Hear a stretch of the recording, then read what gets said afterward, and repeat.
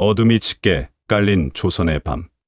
정적을 깨는 날카로운 비명 소리가 담장을 넘습니다.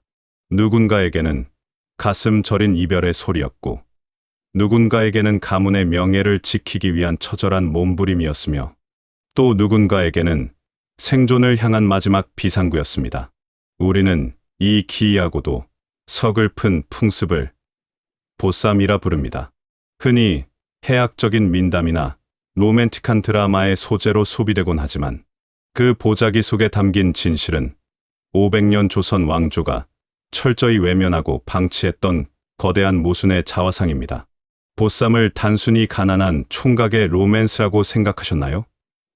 하지만 그 이면에는 조선이라는 국가 시스템이 설계한 잔혹한 생존 전략이 숨어 있었습니다. 보쌈은 문자 그대로 보자기에 싸서 데려오는 행위를 뜻합니다. 현대의 시각으로 보자면 이는 명백한 인신매매이자 납치, 강간 범죄입니다. 그러나 조선 사회에서 보쌈은 지역 공동체가 암묵적으로 승인한 관습이라는 이름의 가면을 쓰고 있었습니다. 영상은 이 보쌈을 두 가지 잔인한 유형으로 분류합니다. 첫째는 양반가의 뒤틀린 욕망이 낳은 처녀 보쌈입니다.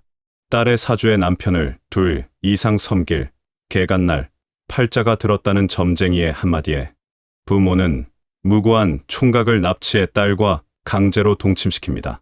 애군을 넘겼다며 안심하는 양반가 뒤편에서 납치된 총각은 입막음을 위해 살해되거나 버려졌습니다. 이는 조선 초기부터 양반층에서 은밀히 행해진 처녀 액땜 의식으로 봉이 김선달, 설화조차 그 잔혹함을 에둘러 표현할 만큼 뿌리 깊은 악습이었습니다. 둘째는 우리가 흔히 아는 과부 보쌈입니다. 가난한 총각이나 호라비가 밤중에 과부를 보에 싸서 데려와 아내로 삼는 것이지요. 때로는 과부 본인이나 친정 식구와 사전에 입을 맞추고 연극을 벌이기도 했습니다.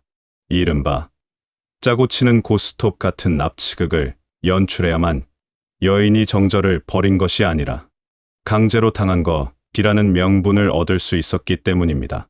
함경도처럼 여성이 귀한 변방에서는 소박당한 여인이 성황당에서 보자기를 들고 기다리다 첫 번째 마주친 남자를 데려가야 하는 서글픈 풍습도 존재했습니다. 이처럼 보쌈은 사랑이 아닌 유교적 명분과 인간적 생존 사이의 타협점이었습니다. 조선이라는 나라는 성리학이라는 거대한 명분 위에 세워진 나라였습니다. 그 명분의 핵심 중 하나가 바로 여인의 정절이었지요. 성종 8년 1477 조선의 헌법인 경국대전은 여인의 삶에 아주 강력한 빗장을 걸어 잠깁니다. 재가한 여인의 자식들에게는 과거 응시 자격을 박탈한다는 재가녀 자손금고법이 바로 그것입니다. 이것은 단순한 도덕적 권고가 아니었습니다. 관직, 진출이 가문의 생존이자 유일한 번영의 길이었던 시대에 이 법은 여인들에게 살아서는 결코 넘을 수 없는 거대한 통곡의 벽이 되었습니다. 남편을 잃은 젊은 과부들은 개인의 행복을 철저히 박탈당한 채 가문의 위신을 위해 산채로 박제된 유령처럼 살아야 했습니다.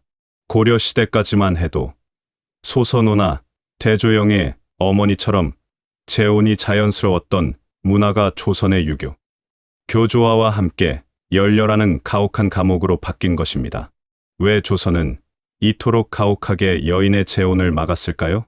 그 이면에는 지극히 현실적이고 차가운 경제적 계산이 숨어 있었습니다.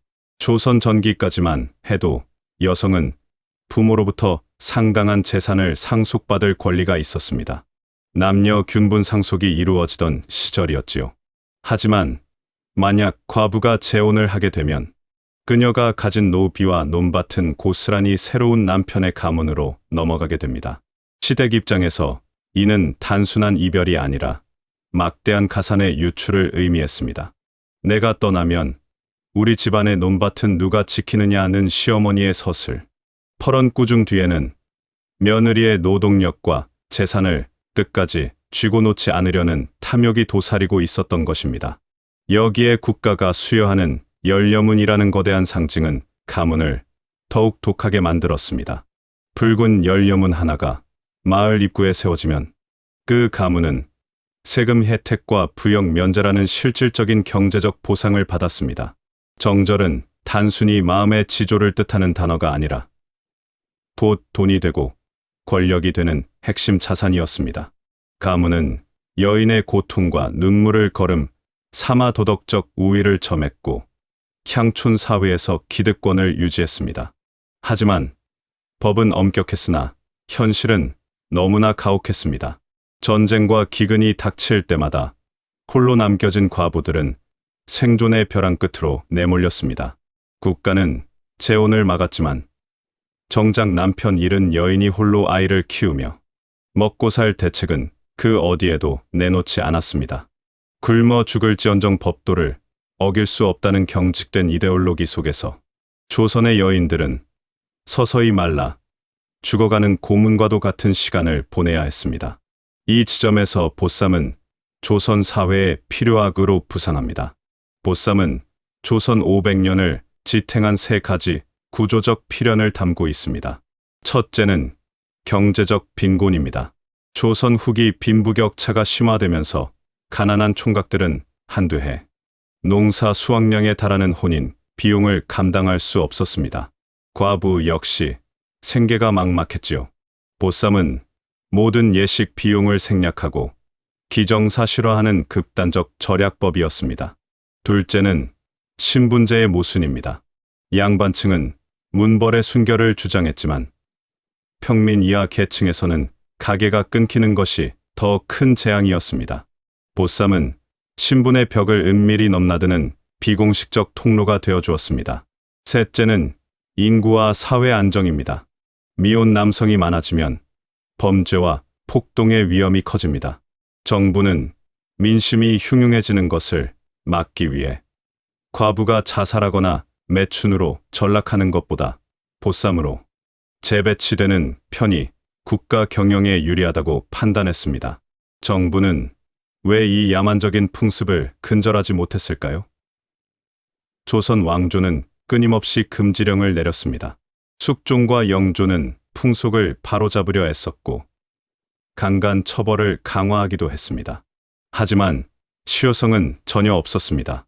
구조적 모순을 해결하지 않은 채 법만 강화했기 때문입니다. 재혼을 원천적으로 막아놓은 상태에서 보쌈까지 근절하면 사회는 과부와 노총각이라는 거대한 불만 세력을 감당할 수 없었습니다. 여기에 민간 신앙의 힘이 더해졌습니다.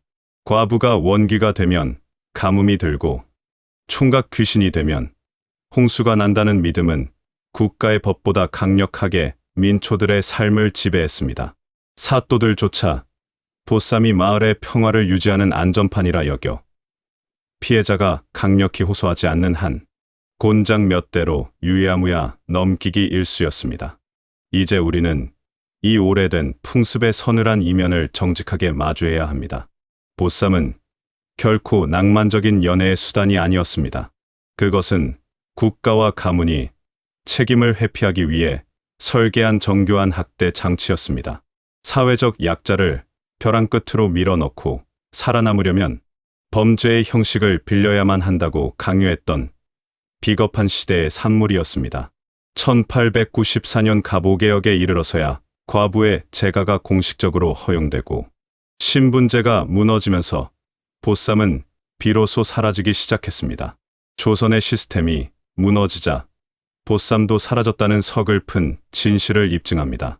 우리가 오늘날 보쌈의 역사를 다시 들여다보는 이유는 단순히 과거의 기이한 풍습을 구경하기 위해서가 아닙니다.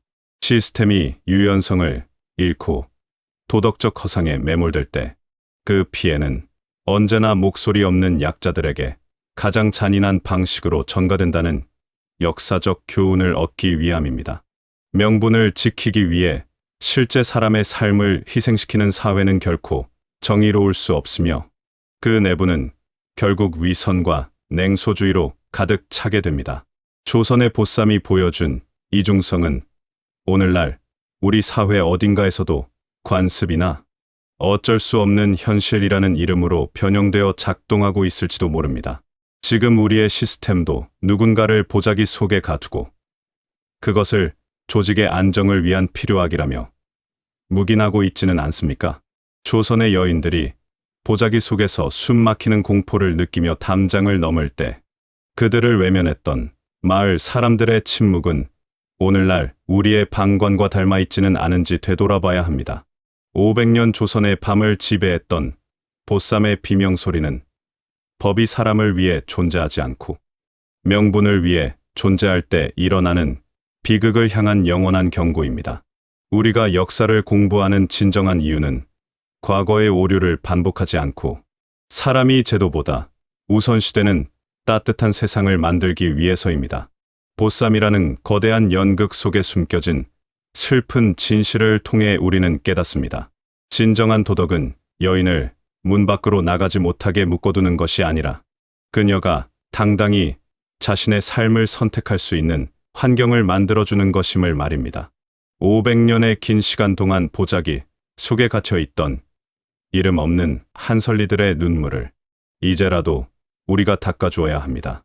그들의 희생이 헛되지 않도록 우리는 우리 시대에 보쌈이 무엇인지 끊임없이 질문하고 감시해야 할 것입니다. 그러면 질문, 왜 멈추지 않았을까에 대한 답은 명확합니다. 조선 사회가 보쌈을 필요로 했기 때문입니다. 하지만 그 필요는 사람의 행복이 아닌 체제의 유지를 위한 것이었습니다. 시스템이 바뀌지 않는 한 필요악은 영원히 반복됩니다.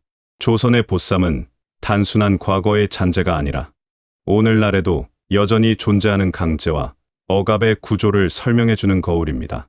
이 글이 그 잔혹한 진실을 조금이라도 더 깊이 새겨보고 우리 주변의 시스템을 정직하게 마주하는 계기가 되기를 바랍니다. 긴 글 끝까지 함께 해주셔서 감사합니다. 여러분의 생각이 세상을 바꾸는 작은 씨앗이 되길 소망합니다.